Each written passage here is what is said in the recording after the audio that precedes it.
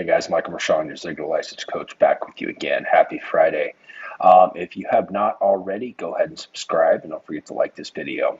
What we're getting into today is understanding what makes a habit. Now, more specifically than that, the components of a habit, we're actually going to break it down. There's something called a feedback loop. And this is what scientists have discovered is essentially the three core components of a habit. So understanding this will help you better understand habits, but it will also help you better understand how to reinforce the ones that you want and to start breaking or changing the habits that you do not. So what are we going to cover? As always, we're going to define what is a habit. So the textbook definition of a habit, and then the three components of a feedback loop. So that is a scientific process that they have discovered.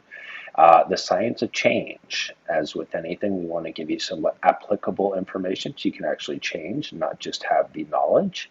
And then, of course, closing with a few action steps. So habit. Now, the actual definition of a habit is an acquired mode of behavior that has become nearly or completely involuntary. And if you understand habits at a very basic level, then you can probably grasp what that means.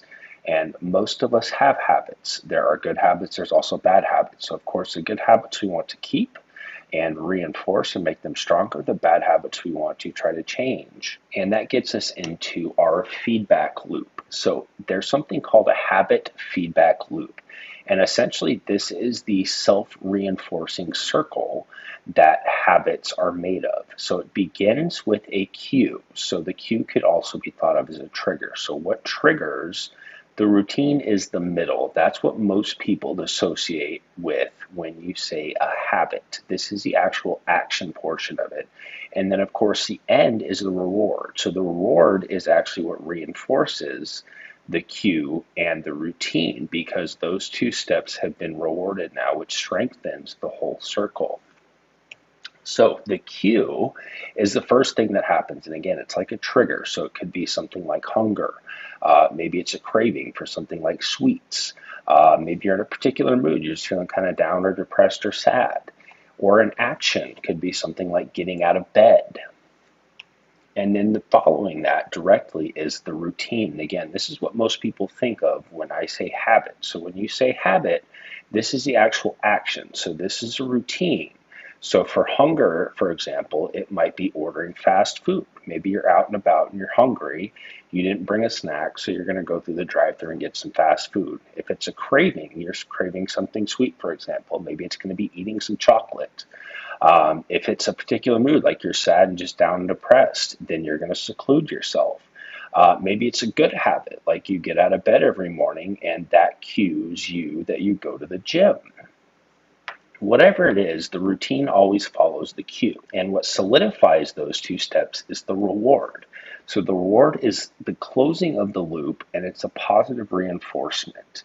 And the thing is that this positive reinforcement is what can either be the start of a habit or reinforcing a previously established one. So it can do one of two things. It can either start a new habit or it can reinforce a previous one.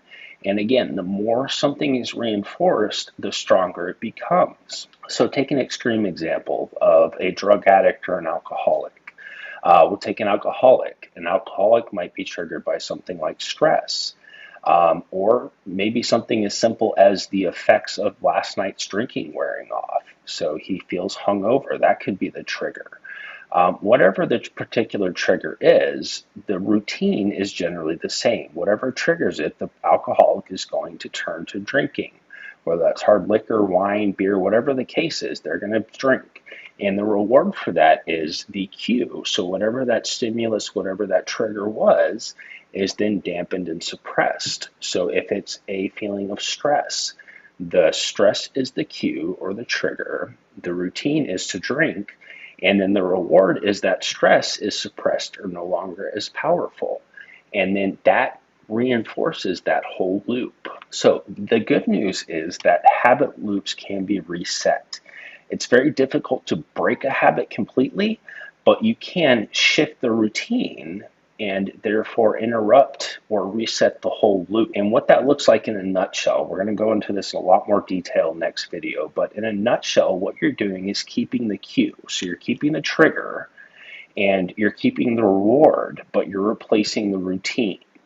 So a simple example of that would be somebody that's maybe trying to quit smoking.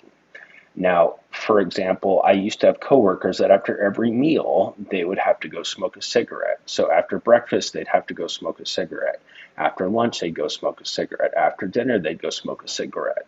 So in this example, the cue or the trigger was finishing a meal. The routine was always the same. They finished the meal. The routine that followed was they'd go smoke a cigarette.